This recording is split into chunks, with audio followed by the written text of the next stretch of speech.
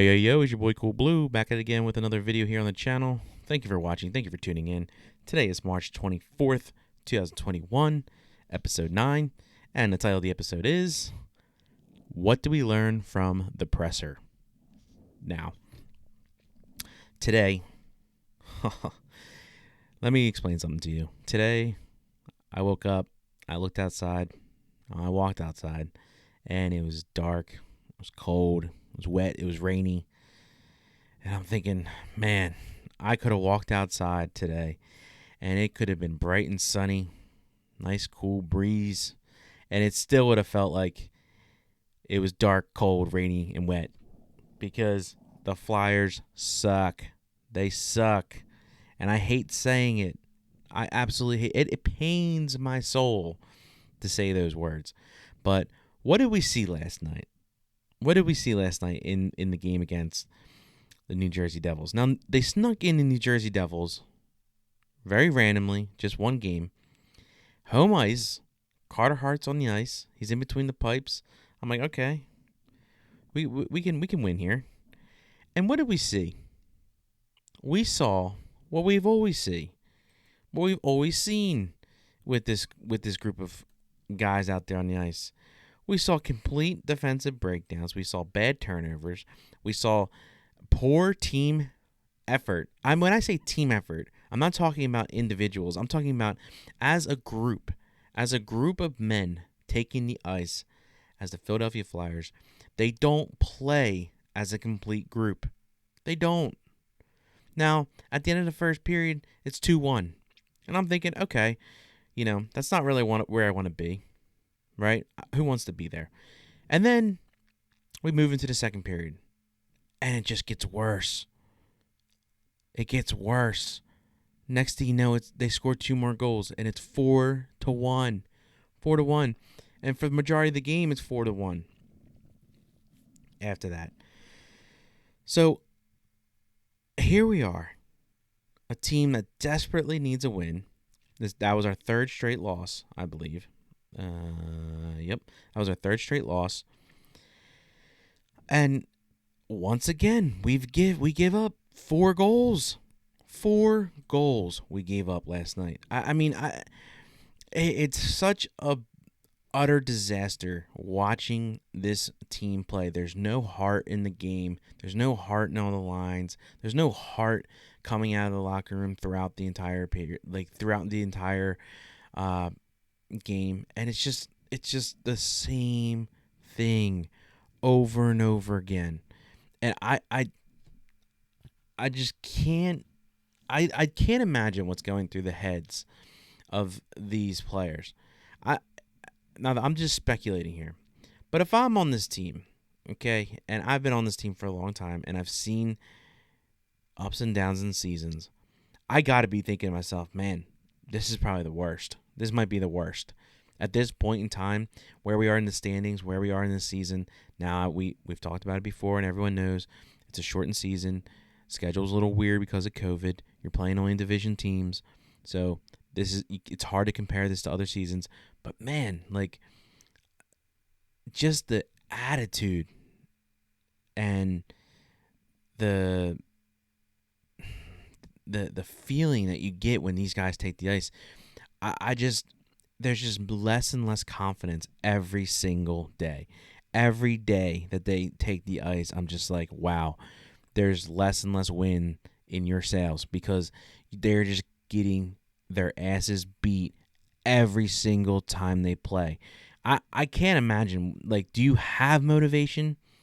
Do you at some point, do you think to yourself throughout the day and throughout your train ride or your bus ride or your flight to wherever you're traveling to, do you think, man, I'm going to be the one to turn this season around. I'm going to be the one that steps up for this team because I don't want to lose. I don't want to go out this way. Who on our team is thinking like that? Because when I watch these games, I'm like, there's no one that's like, okay, no matter what happens in this game, I'm gonna give it my 110%. And I'm starting to even see it with Claude Giroux. The man Like what he can't do it all himself. He can't. No one can. But who's going to be the one that steps up and says, it's me, or it's my fault why we're losing? You know what I mean? Or who's going to step up and say, hey, guys, we need to play better for our goalies. And not just Hart, not just Moose, but like if Alex Lyon comes into a game, we need to be ready to fight for him because they're back there going to be fighting for us. I don't think there's such a disconnect.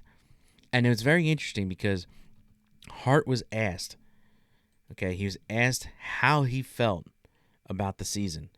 And to sum it up, he basically said that we can't just play 10 minutes at the end of a game and expect to win. That tells you a lot. That tells you a lot right there. And I don't blame him.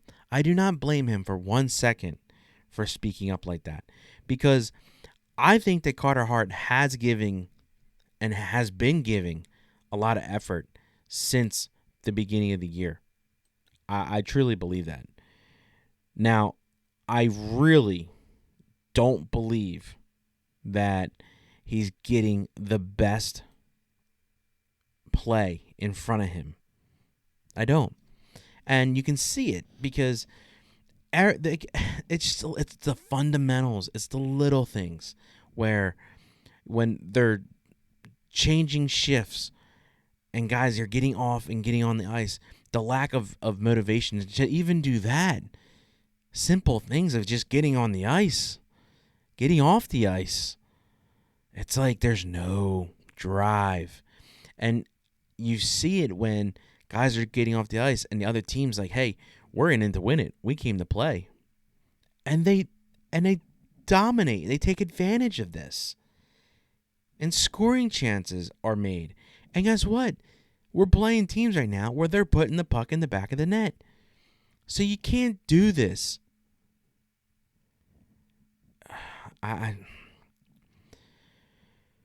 Well, anyway. Flyers lose 4-1 last night. Now, was there a little surge at the end in the third period? Yes, there's a surge. They score. They pull the goalie. They score again. It's all cool. Like, it's, oh my gosh, they're the comeback kids. They're going to come back and they're going to tie it up. And, you know, someone's going to lead them to victory. And the weight of losing is going to be lifted off their shoulders. No, that's not what happened. That's not what happened at all. At this point, that's a pipe dream. Okay? And I'm just being real. I'm just being real with it. Okay? I'm not hating on the Flyers. I love the Flyers. I want to see them succeed. I want to see them win. But I'm just calling out what's happening when I see it on the ice. I mean, how many times are you going to put yourself in a situation where the last 5-10 minutes of the game, you're scrambling around trying to figure out, oh, man, we actually might lose this. And then you see there's actual care. And then they start scoring. And then they start looking like they can play. When the other team has been doing that the entire game. So, that's where we stand right now. That's where we're at. Let's take a look at the schedule. We got the 2 Rangers games coming up. We got a game on Thursday at 7 p.m. and a game on Saturday at 1 p.m. Both at home against New York Rangers. And then we have 3 games coming up against Buffalo, in Buffalo. We are currently sitting at 34 points with, hold on,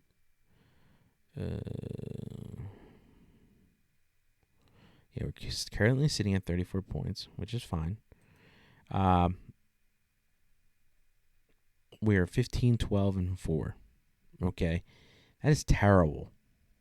Because at one point we were 11 and 4. 11 and 4. I think we were 11, 4, and 2. Something like that. I mean, you can't make this up. Can't make this up. In the last 5 games we lost, we're 1 and 5. Like, we've only won 1 game. or one for yeah, we won one game in the last 5 games. Well, luckily, we're only 2 points out of a playoff spot. But at this point, what happens? Let's say there's 4 games left in the end of the season, and you win all 4, and you get in the playoffs, okay?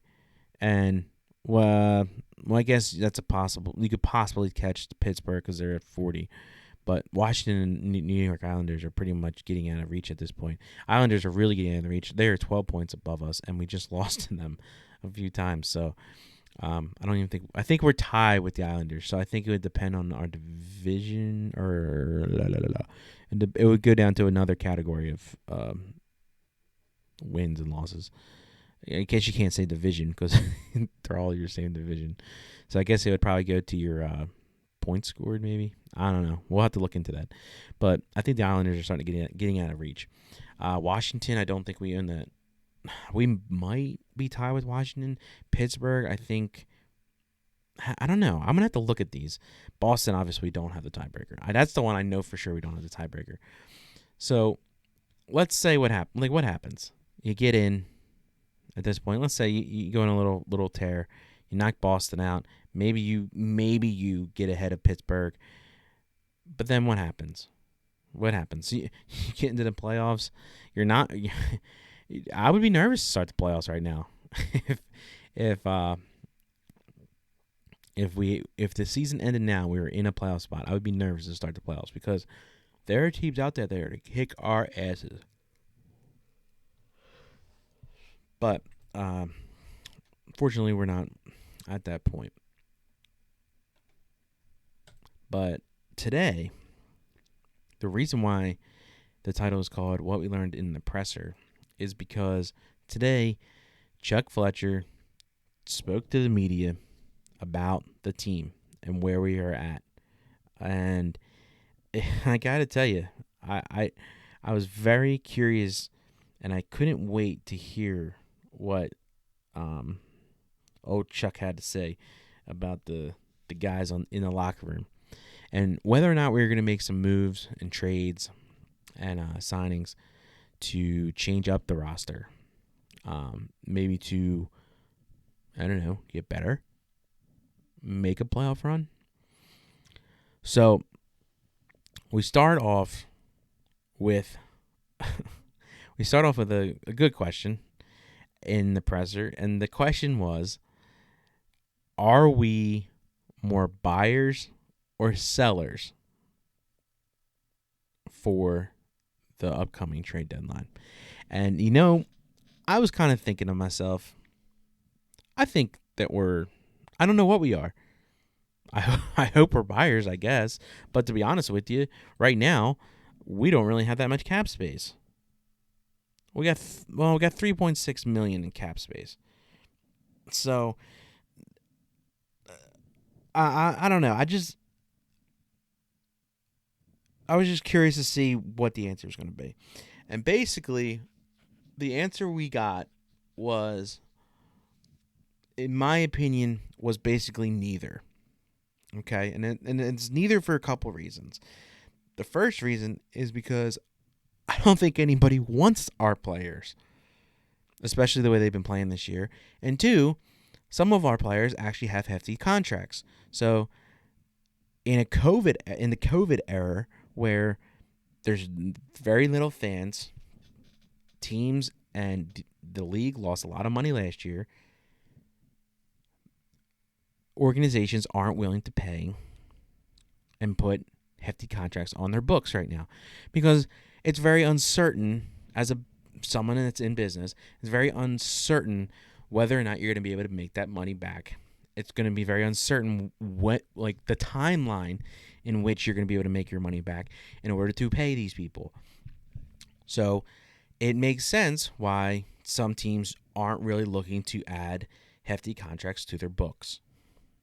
So basically, in order to move somebody from the roster, if they are making $3 million, you have to get somebody who's making $3 million. I for some reason, I wasn't really thinking about that part. Like I wasn't thinking about that part when like when I was loading up the presser on my phone to listen to it, I wasn't thinking like, oh man, COVID's going to have an impact of it, because I kind of forgot that COVID did have an impact on it, because when you're watching the games, you kind of forget about COVID, especially since like they're starting to let fans back in the stadiums. But it makes sense. Makes sense. But then on the other hand, I am thinking to myself, who wants our players? Like, yes, we have some players that have had decent seasons in the past. We've had players on our team that have a lot of talent. But we also have a lot of players on our team that have many, many weaknesses. And we've seen that. And for a year like this, where there's very limited practices, when the games, the schedules are crunched into a very, like, you don't have that many days off. I just think that it'd be very hard for certain teams to let people come into their organization, learn their systems, learn their plays, learn everything without practicing as much as they would normally practice. Now, we've already seen the effects of limited practicing within our season, within our team. So there's most of our guys have been playing together for a long time, which brings up another issue that I have is, if you're not practicing as often, get back to the basics. Simplify your game plan, because they all know how to play hockey. Moving on. So then, what really is interesting is Fletcher kind of keys in to the younger guys, which to me was a very interesting approach, because it's not just the younger guys on our team that have been struggling all year. Some of it's our veteran players as well. Do I consider Proven Ghost veteran players? They're kind of in the middle. Yes, they're not as new. They're not as fresh as Farabee, but they've been around. They're getting to that point where, like, this is what I'm talking about. Where is the leadership? Where is it coming from?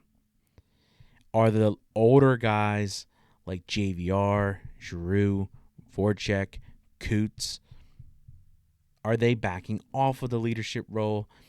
Are these guys coming up? Are they stepping up? Like, what's happening? Where's the disconnect? But I feel like in the presser today, I'm sorry. Chuck Fletcher. Wrong sport.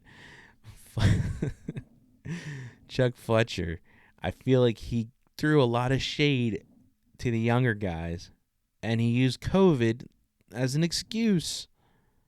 I couldn't even believe it. I mean, maybe that was just me hearing things. Maybe I interpreted it wrong. But in my opinion, that's the vibe I got. Was, oh, well, these young guys are dealing with a lot, and we don't really know. What you don't understand is that they're going through a lot of mental and a lot of, it's a harder season for them because of COVID. Well, hold on. So, excuse me. I understand it as a harder time for everybody. I also understand that not everyone has been going through COVID and the quarantining and the lockdowns the same. It affects everyone differently. But you are a professional athlete. And what I mean by that is there are a lot of professions that never stopped. Some of them did. They worked through it. They've been affected by it just like you have. But guess what? They get up and they go to work and they do their damn job. Yes, hockey is a sport. But when you reach this level, it's not just a sport. It's your damn job. Be a professional. Figure it out. That's what you're paid to do. I don't want to hear these excuses that, oh, well, they had it hard. Everyone's had it hard. This is your time to do your job, your entertainment. The people that have had it hard, too, that pay money to watch you on television or to go to the games, guess what? They do that because they want to be entertained. They want to cheer on their team. They want to see their team win. That is your job. I just think that was a very poor excuse.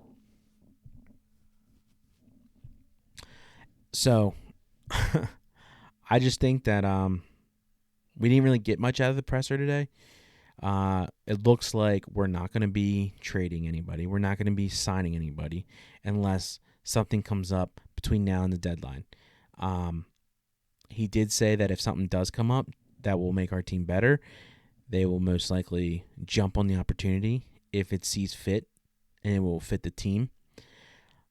But as of right now, the information that I gathered from the presser is that there's really nobody buying or selling through around the league.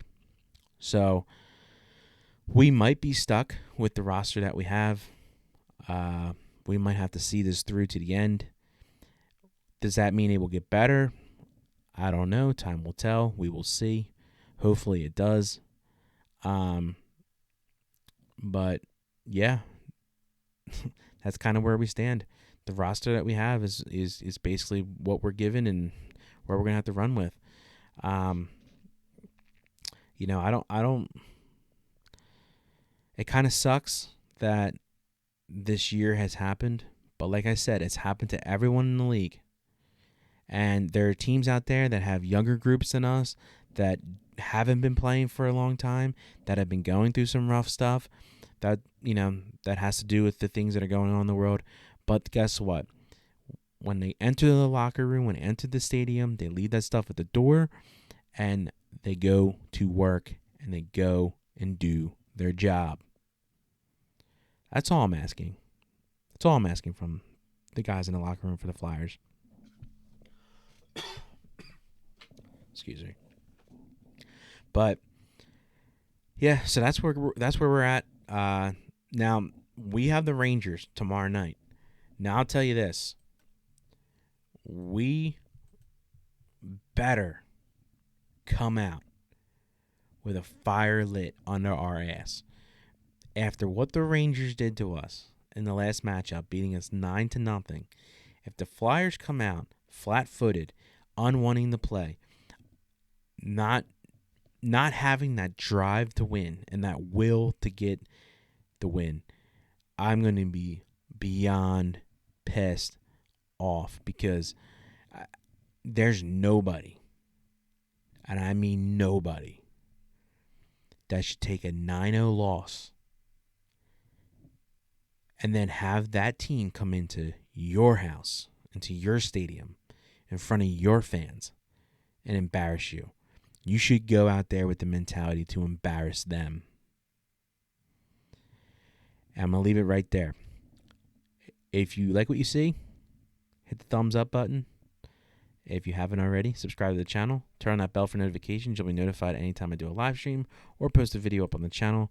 Thank you for watching. I'll see you next video. Go Flyers.